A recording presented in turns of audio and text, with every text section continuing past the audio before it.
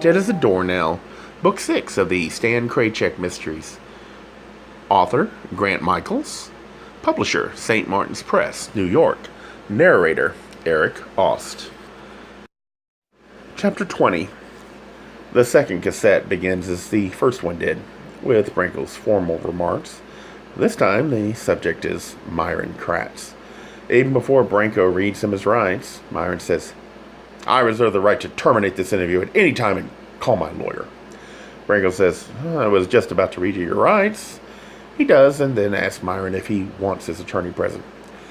Myron declines, then adds, "But if things get touchy in here, I won't say another word without my lawyer." "Certainly," says Branco, "and we appreciate your cooperation, Mr. Kratz." Then Branco asks him, "How are you feeling now? Better?" Myron replies, "I could use a tranquilizer." "We'll see about that shortly. Our doctor promises me that you're in no health danger, so I thought it would be better to get these questions out of the way now. And then you can concentrate on recovering." Myron says, "How does it look? Has the bleeding stopped?" A pause. "Yes, it stopped," says Branco. "It doesn't look too bad, actually." His voice is warm and reassuring, a tone I've never heard before. "You might have a nasty black eye, though." "My badge of courage," says Myron. Branco laughs. He actually laughs, and I wonder if this is standard police procedure. To treat a victim with compassion. I can't even get the time of day out of the guy, and here he is being nice to Myron. Branco laughed with Selena, too. Is his perpetual coolness toward me a sign of special regard, or does he simply dislike me? "Would you like some water?" he says. There's a silence, then Branco says, "Your nod doesn't register on the tape, Mr. Kratz. Please answer yes or no." Myron says, "Yes." And I know it's a real interview after all. A few minutes pass. Presumably someone is getting Myron some water. Branco says, "Better." Myron says, "Yes, thank you." Branco says, "I'd like to proceed now. If you don't mind, just let me know if you become uncomfortable, and we can resume the interview another time." Why doesn't he send out for tea and crumpets? And then Branco says, "Are you ready?" Another pause. Branco says, "Mr. Kratz, I remind you that your nod doesn't register on the recorder. Please answer yes or no. Are you ready?" "Yes," says Myron. And Branco begins. "We have a statement from an acquaintance of yours, a Mr. Chipholton." "He's no acquaintance of mine," says Myron. "This is gay bashing, pure and simple. You've arrested him, of course." "We're holding him here," says Branco, "and we're trying to determine exactly what transpired between the two of you." Myron says, "He came into my store and beat me up. That's what happened." Branco says, "Mr. Holton has told us that he did not strike you at any time." "Obviously the boy is lying," says Myron. "Or do you think this is stage blood?" "You maintain that Mr. Holton did strike you?" "Many times," says Myron. "Many, many. Oh, how many times?" Branco says, "Was this meeting between the two of you previously arranged?" "What?" says Myron. "Did you arrange to meet Mr. Holton at your store?" "I did not," says Myron. "I told you, he just walked in, dragged me to the back room, and started beating me." Branco says, "Mr. Holton claims that the two of you had arranged this meeting today."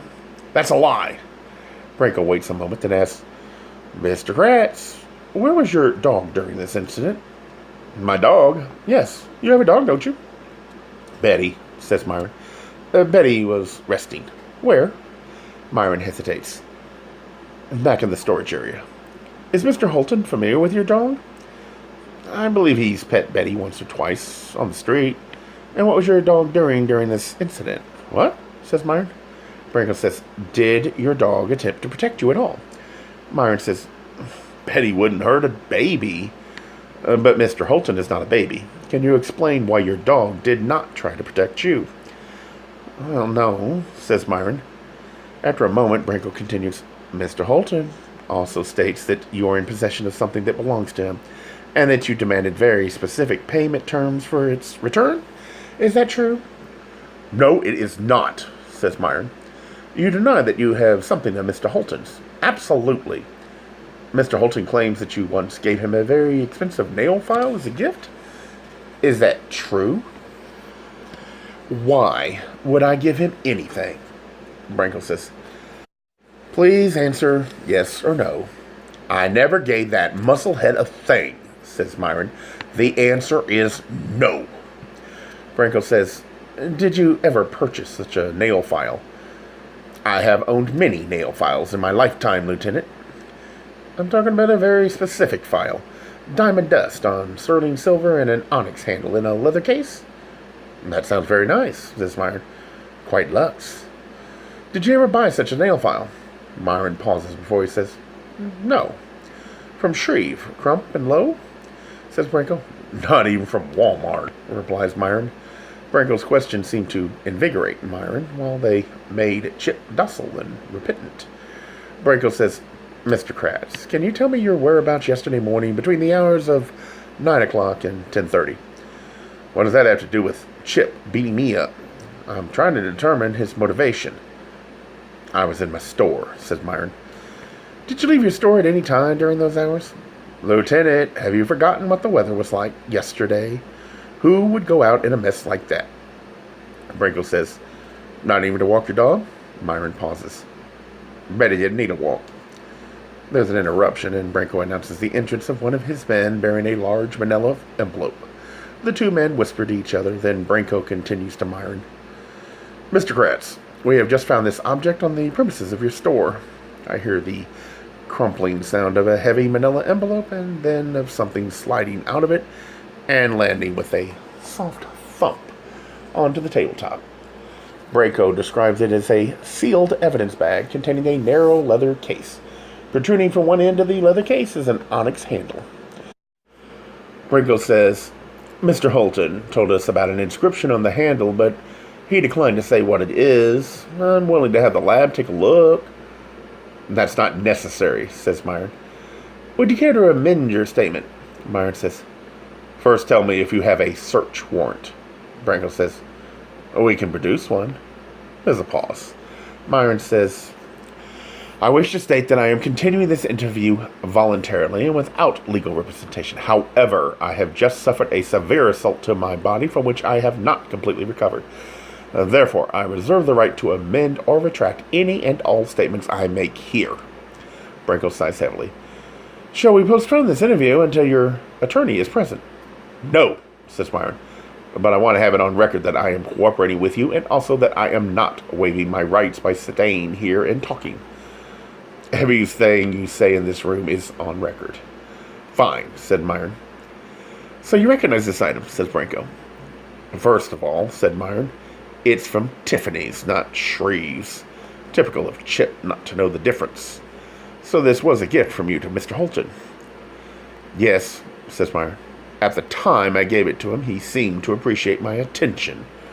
Go on, says Branco. Well, there's nothing to go on with, is there? Says Myron. You buy a boy an expensive trinket, he makes suitable sounds of gratitude, and that's it. Did you hope for something in return? Something?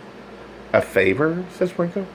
Myron says, if you're implying that I expected sex, then you're absolutely wrong. What did you expect, then? I thought he might show a little more friendliness toward me. And did he? He showed nothing, says Myron. In fact, after I gave Chip the file, he became more distant. Funny thing, though, he kept the file, didn't he? And then it came back into your possession.